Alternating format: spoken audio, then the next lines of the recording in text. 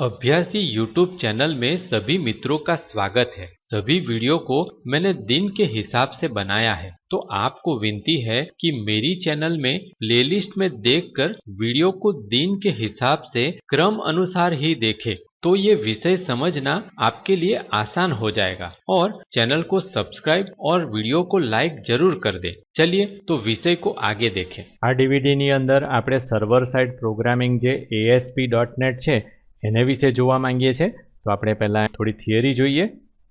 तो पहली बाबत आपणे जोवा मांगीए छे के what is website development. Already तमे एना पहला बे जे भाग छे ए जोई चूक्या हशो कि वेबसाइट डेवलपमेंटनो जे पहलो भाग अने बीजो भाग, अने आ जे त्रीजो भाग छे एनी अंदर पण आपणे पहला थोड़ीक थियरी समजीए। अने एनी अंदर आपणे ए समजवानुं छे कि आपणे अत्यारे आ एक व्यक्ति तरीके काम करी रह्या छे, वेबसाइट डेवलपर अथवा तो प्रोग्रामर। हवे आ जे कोर्स छे ए रीते बनाववामां आव्यो छे कि आपणे प्रोग्रामर होईए तो आपणे केटली बाबतो करवानी जरूर पड़े ए आपणे समजवानुं छे। तो प्रोग्रामर शुं करे छे तो कि प्रोग्रामर एक आखी वेबसाइटनी डिजाइन तैयार करे छे।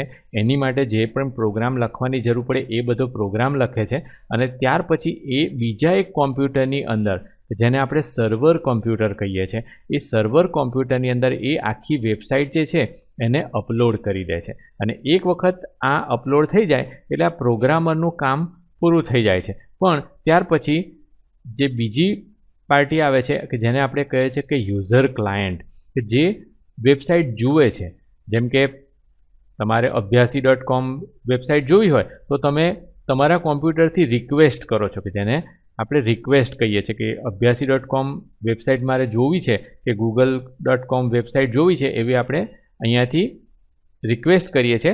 સર્વરમાંથી એનો જે ડેટા છે એ ડેટા નીકળી અને તમારા કોમ્પ્યુટરની અંદર પાછો આવે છે, કે જેને આપણે રિસ્પોન્સ કહીએ છીએ। તો આપણે પહેલેથી જ આ જોઈ ચૂક્યા છે કે રિક્વેસ્ટ અને રિસ્પોન્સ શું છે, પણ આ ભાગની અંદર આપણે એક બીજી બાબત જોવા માંગીએ છીએ અને એ છે કે દરેક વ્યક્તિ કંઈ પ્રોગ્રામર હોતો નથી। એટલે આજે એક વ્યક્તિને પોતાની વેબસાઇટ મૂકવી છે, પણ એ વેબસાઇટ એને પોતાને આખી તૈયાર કરતા નથી આવડતી।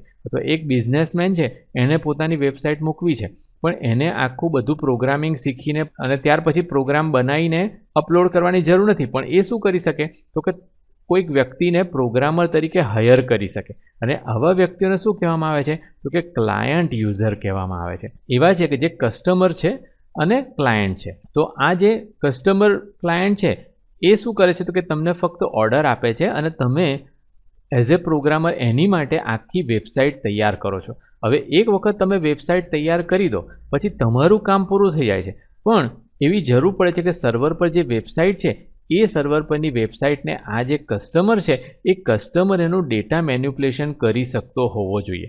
જોકે આપણે એવી રીતે વેબસાઇટ બનાવવાની જરૂર પડે છે કે કસ્ટમરને પ્રોગ્રામિંગ નથી આવડતું, તેમ છતાં પણ એ એની વેબસાઇટની અંદર બધો ડેટા બદલી શકે એવું આપણે આપવાની એને જરૂર પડે છે। જ્યારે સર્વર સાઇડ પ્રોગ્રામિંગની વાત આવે છે ત્યારે આ એક ત્રીજું કેરેક્ટર આપણે સમજવાની જરૂર પડે છે, કારણ કે અત્યાર સુધી આપણે જે વેબસાઇટ જોઈ એ બધી સ્ટેટિક વેબસાઇટ હતી। હવે આના પછીના ભાગની અંદર આપણે એ પણ જોઈએ કે કઈ કઈ ટાઈપની વેબસાઇટ આવે છે, પણ આ જે ડાયાગ્રામ છે આપણે સમજવું એટલા માટે જરૂરી બને છે કે આપણે એ ધ્યાનમાં રાખવાનું છે કે આપણે અત્યારે પ્રોગ્રામર તરીકે કામ કરી રહ્યા છે અને બીજી ત્રણ પાર્ટી આપણી સાથે ઇન્વોલ્વ છે, જેમાંનું પહેલું છે એ સર્વર કોમ્પ્યુટર હોય કે જ્યાં આપણે આપણી વેબસાઇટને અપલોડ કરીશું।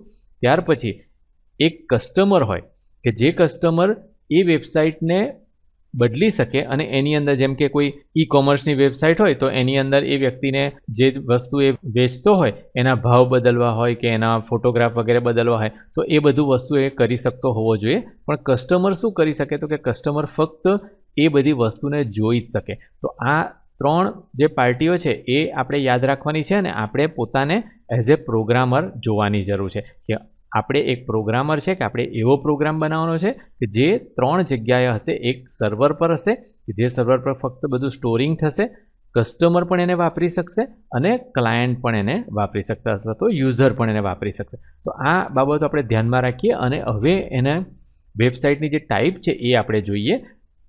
તો જો વેબસાઇટની ટાઈપ જોઈએ કે ટાઈપ્સ ઓફ વેબસાઇટ, તો એમાંની પહેલી જે વેબસાઇટની ટાઈપ છે એ છે સ્ટેટિક વેબસાઇટ। અત્યાર સુધી તમે જો નોર્મલ વેબસાઇટ જોઈ હોય તો એ બધી સ્ટેટિક વેબસાઇટ હોય છે। હવે સ્ટેટિક વેબસાઇટ કહેવાનો મતલબ એ થાય છે કે પ્રોગ્રામર ક્રિએટ કરે છે આખું ફ્રન્ટ એન્ડ વગેરે, શાનાથી? તો કે HTML, CSS અને જાવાસ્ક્રિપ્ટથી. એટલે એક વખત આ પ્રોગ્રામ તૈયાર કરી દેવામાં આવે અને સર્વર પર મૂકી દેવામાં આવે એટલે બધા જ વ્યક્તિ જોઈ શકે. એ સાદું હોય એને સ્ટેટિક વેબસાઇટ કહેવામાં આવે છે. પણ એની અંદર આપણે ધ્યાનમાં એ રાખવાનું છે કે સર્વરની ઉપર HTML પેજ ડાયરેક્ટલી સ્ટોર થાય છે. એટલે HTML લેંગ્વેજની અંદર આપણે બધું લખેલું હોય અને એ કોડ આપણે સર્વરની ઉપર ડાયરેક્ટલી મૂકીએ છીએ અને એ ડાયરેક્ટલી યુઝરની પાસે જાય છે. જ્યારે કે એની અંદર જે કસ્ટમર ક્લાયન્ટ છે એ કસ્ટમર ક્લાયન્ટ જો હોય તો એ કોઈપણ ડેટાને ચેન્જ છે, અપડેટ છે એ નથી કરી શકતો. એ આપણે ધ્યાનમાં રાખવાનું છે કે આપણે જે જોયું કે કસ્ટમર હોય તો એ કસ્ટમર એના પોતાના ડેટાને પણ ચેન્જ નથી કરી શકતો. કેમ? કારણ કે એને પ્રોગ્રામિંગનું નોલેજ હોય તો જ એ વ્યક્તિ ચેન્જ કરી શકે છે અને દર વખતે એને પ્રોગ્રામરની જરૂર પડે છે કે જે પોતે કંઈ પણ ચેન્જ કરવું હોય ત્યારે HTMLમાં, CSSમાં અને જાવાસ્ક્રિપ્ટમાં ડાયરેક્ટલી ચેન્જ કરે. તો આ થઈ સ્ટેટિક વેબસાઇટ કે જે આપણે અત્યાર સુધી જોઈ ગયા. એના પછી જોઈએ તો બીજી જે વેબસાઇટ આવે છે એને કહેવામાં આવે છે ડાયનેમિક વેબસાઇટ. હવે ડાયનેમિક વેબસાઇટ કહેવાનો મતલબ એ થાય છે કે જેની અંદર આ ડાયરેક્ટલી સ્ટેટિક ના હોય પણ બધી વસ્તુ જે છે એ પ્રોગ્રામર ક્રિએટ કરે ત્યારે ફ્રન્ટ એન્ડ અને બેક એન્ડ બધું એક એપ્લિકેશન તરીકે ક્રિએટ કરે છે અને એ એપ્લિકેશન કોઈપણ જે સર્વર સાઇડ પ્રોગ્રામિંગ લેંગ્વેજ છે એની અંદર તૈયાર કરવામાં આવે અને ત્યાર પછી સર્વરની અંદર એ બધો ડેટા જે છે એ ડેટાબેઝની અંદર સ્ટોર થતો હોય. જે સર્વર છે એની અંદર બધો ડેટા ડેટાબેઝમાં સેવ થાય છે અને જ્યારે પ્રોગ્રામ ચાલુ થાય અથવા તો જ્યારે ક્લાયન્ટ એટલે કે જે યુઝર છે એ યુઝર જ્યારે ડિમાન્ડ કરે, રિક્વેસ્ટ કરે ત્યારે સર્વર પોતે આ HTML, CSS બધું ડાયનેમિકલી તૈયાર કરે અને એ યુઝરના કોમ્પ્યુટર સુધી રિસ્પોન્સ તરીકે પાછું મોકલે. તો એ આપણે ધ્યાનમાં રાખવાનું છે. ત્યાર પછી એની અંદર જોઈએ તો કસ્ટમર ક્લાયન્ટ જે છે મોટાભાગનું એ અપડેટ નથી કરી શકતું. આપણે ધ્યાનમાં રાખવાનું છે. ભલે ડાયનેમિક વેબસાઇટ છે પણ એની અંદર જે ક્લાયન્ટ છે એટલે કે કસ્ટમર છે એ કસ્ટમર એ પોતાના ડેટાને અપડેટ નથી કરી શકતો. પણ એના પછીનું આપણે જોઈએ તો જેને કહેવામાં આવે છે કે dynamic website with CMS. CMS કહેવાનો મતલબ થાય છે કન્ટેન્ટ મેનેજમેન્ટ સિસ્ટમ.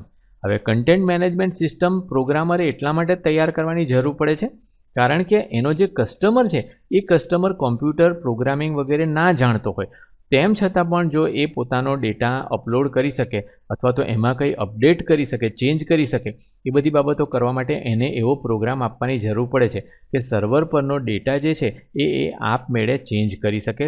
ભલે એને પ્રોગ્રામિંગ લેંગ્વેજીસ એટલે કે જ્યાં HTML છે, CSS છે, જાવાસ્ક્રિપ્ટ છે કે બીજી પ્રોગ્રામિંગ લેંગ્વેજો જે સર્વર સાઇડ માટે વપરાય છે એ બધું ના આવડતું હોય તેમ છતાં પણ કસ્ટમર એ ચેન્જ કરી શકે એવો પ્રોગ્રામ એને બનાવીને આપવાની જરૂર પડે છે. તો એવી જે વેબસાઇટ હોય એને કહેવામાં આવે છે ડાયનેમિક વેબસાઇટ વિથ CMS અથવા તો કન્ટેન્ટ મેનેજમેન્ટ સિસ્ટમ. CMS એને કહેવામાં આવે છે કે જેની અંદર જો આપણે જોઈએ તો જે પ્રોગ્રામર છે એ એપ્લિકેશન તરીકે ડેટાને બનાવે છે જેમ આ ડાયનેમિક વેબસાઇટની અંદર આપણે જોઈએ એ પ્રમાણે પણ એ એપ્લિકેશનમાં શું કરી શકે છે તો કે ક્લાયન્ટ પોતાના ડેટાને અપડેટ કરી શકે, એડ કરી શકે, ડિલીટ કરી શકે વગેરે બધી જ બાબતો કરી શકે છે. પણ જે યુઝર છે એ યુઝર એ ડેટાને બદલી શકતો નથી. એનું એક્ઝામ્પલ છે કે ઓનલાઈન શોપિંગની જે વેબસાઇટ હોય છે જેમ કે ફ્લિપકાર્ટ છે કે Amazon.com છે વગેરે જે વેબસાઇટ છે તો એના જે ઓનર છે એ ઓનર ભલે કદાચ પોતે પ્રોગ્રામિંગ બધું ના જાણતા હોય એ લોકોએ થોડાક પ્રોગ્રામરને હાયર કરી અને એક મોટો પ્રોગ્રામ તૈયાર કરી દીધો કે જેની અંદર એ લોકો જ્યારે ચાહે ત્યારે નવી પ્રોડક્ટ ઉમેરી શકે, ડિલીટ કરી દઈ શકે અથવા એના ભાવ ચેન્જ કરી શકે એ બધી બાબતો એ લોકો કરી શકે. અને યુઝર શું કરી શકે તો કે યુઝર ફક્ત એ કન્ટેન્ટ જોઈ શકે અને એમાં પોતાનો ઓર્ડર વગેરે કરી શકે પણ એમાંની કન્ટેન્ટ બદલી ના શકે. તો એને કહેવામાં આવે છે dynamic website with CMS, content management system. અને ત્યાર પછી જો આપણે જોઈએ તો છેલ્લું બચે છે અને એને કહેવામાં આવે છે પોર્ટલ્સ.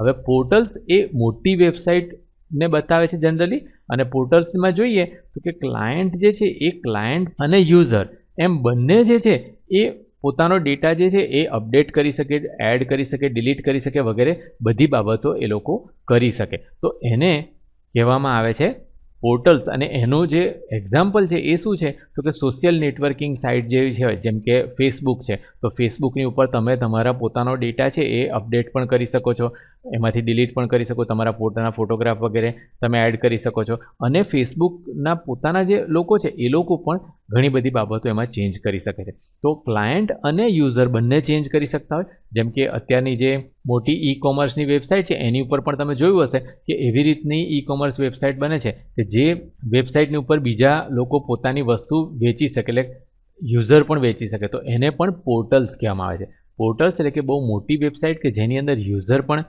બધી બાબતો ચેન્જ કરી શકે. અમુક યુઝર ફક્ત બાબતોને જોઈ જ શકે, જે કસ્ટમર છે એ કસ્ટમર પણ એની અંદર ચેન્જીસ કરી શકે. અને એક વખત બધી બાબતો તૈયાર થઈ જાય પછી પ્રોગ્રામરનું કામ બંધ થઈ જાય. તો આપણે એઝ એ પ્રોગ્રામર આ 4 ટાઈપની વેબસાઇટ કઈ રીતે બનાવી શકીએ એ આપણે સમજવાનું છે. હવે એમાંની જે પહેલી વેબસાઇટ છે કે સ્ટેટિક વેબસાઇટ, એ બનાવવા માટે આપણે જોઈએ તો ખાસ કરીને આપણને HTML5, CSS, જાવાસ્ક્રિપ્ટ, jQuery, બૂટસ્ટ્રેપ છે, AngularJS છે વગેરેની જરૂર પડે છે. હવે આ બધી જે લેંગ્વેજ અને ફ્રેમવર્ક છે એ બધી બાબતો માટેના 2 કોર્સ છે આપણે ઓલરેડી જોઈ ચૂક્યા છે, કે જેમાં વેબસાઇટ ડેવલપમેન્ટ પાર્ટ 1 છે એની અંદર આપણે HTML5 અને CSS જોયું. વેબસાઇટ ડેવલપમેન્ટ પાર્ટ 2 છે કે જેની અંદર જાવાસ્ક્રિપ્ટ, JSON અને jQuery જોયું. તો હવે આ 2 એટલા માટે જરૂરી છે કારણ કે એ ફ્રન્ટ એન્ડ છે અને એનાથી આખી વેબસાઇટ કેવી દેખાશે એ આની અંદર છે. તો આ 2 ભાગ તમે ઓલરેડી જોઈ ચૂક્યા હશો, એને શીખી ગયા હશો એવી મને આશા છે. એના પછીની જે બાબતો છે જેમ કે બૂટસ્ટ્રેપ છે કે AngularJS છે, એ બધાના જે ટ્યુટોરિયલ છે એ પાછળથી આવશે, પણ અત્યારે આટલી બાબતો જરૂરી છે એટલે એ આપણે પહેલાં લઈ લીધી છે. પણ આ જો બાબતો જોઈએ કે આ જે ડાયનેમિક વેબસાઇટ વગેરે, તો એની અંદર 2 ભાગ પડે છે કે જેની અંદર ખાસ કરીને પહેલું સર્વર સાઇડ પ્રોગ્રામિંગ આવે છે. સર્વર સાઇડ પ્રોગ્રામિંગની અંદર અત્યાર સુધી જે ચાલતી હતી એ PHP લેંગ્વેજ હતી, પણ અત્યારે સૌથી વધારે જે ચાલે છે એ ASP.NET છે. એવી રીતે JSP પણ આવે છે, Node.js આવે છે, Python આવે છે, Ruby on Rails આવે છે. આ બધી લેંગ્વેજીસ જે છે એ સર્વર સાઇડ પ્રોગ્રામિંગ માટે વપરાય છે. તો એની અંદરની જે PHP છે એ ઘણી જૂની થઈ ગઈ છે અને એટલા માટે ASP પર મહેનત કરવી વધારે જરૂર છે ને એટલા માટે આપણે ASPનું જે પેકેજ છે એ અત્યારે મૂકેલું છે. હવે એની અંદર જો બીજો ભાગ જોઈએ તો એ છે ડેટાબેઝ પ્રોગ્રામ્સ. સર્વર સાઇડ પ્રોગ્રામિંગની સાથે સાથે આપણે ડેટાબેઝ પ્રોગ્રામ પણ સમજવાની જરૂર પડે છે, જેમાં ખાસ કરીને MySQL છે, એક્સેસ ડેટાબેઝ છે, SQL સર્વર કે Oracle સર્વર જેવી વસ્તુ છે એ શીખવાની જરૂર પડે છે. તો ઓલરેડી આપણે એક્સેસ માટે કોમ્પ્યુટર બેઝિકના મારા ટ્યુટોરિયલ છે એની અંદર આપણે શીખી ગયા છે અને C# જે ટ્યુટોરિયલ છે એની અંદર પણ SQL સર્વર વિશે વગેરે બતાવવામાં આવેલું છે. જો કે MySQL છે એ PHPની સાથે ચાલે છે અને PHP અને MySQL બંને ફ્રી છે. જો કે ASP.NET અત્યાર સુધી ફ્રી નહીં હતું, પણ હવે જે માઇક્રોસોફ્ટ છે એણે ફ્રી કરી દીધું છે અને એટલા માટે આપણે એને પણ વાપરી શકીએ છીએ, ASP.NET અને SQL સર્વર. તો આ જે ટ્યુટોરિયલ છે એની અંદર આપણે ખાસ કરીને ASP.NET અને SQL સર્વર વિશે જોવાના છે. અને એની માટેનો આ જે ત્રીજો ભાગ છે એ વેબસાઇટ ડેવલપમેન્ટ પાર્ટ 3 છે કે જેની અંદર ASP.NET, AJAX અને SQL સર્વર વિશે આપણે જોઈશું. आशा है कि तमने आ माहिती बराबर ख्याल आई गई हશે. ये वीडियो देखने के लिए आभार. अगर आप कंप्यूटर के एकदम नए और एडवांस टॉपिक पर वीडियो देखना चाहते हैं तो ये वीडियो को लाइक करके चैनल को सब्सक्राइब कर लें. चैनल आगे बढ़ेगी तभी हम नए मुफ्त वीडियो अपलोड कर सकेंगे. आशा है कि आप लाइक, शेयर और सब्सक्राइब जरूर करेंगे. अगर आप ये वीडियो में इस्तेमाल होने वाली PDF फाइल व्हाट्सएप पर खरीदना चाहते हैं तो ये लिंक को देखें. वीडियो डिस्क्रिप्शन में भी ये लिंक दी है. धन्यवाद.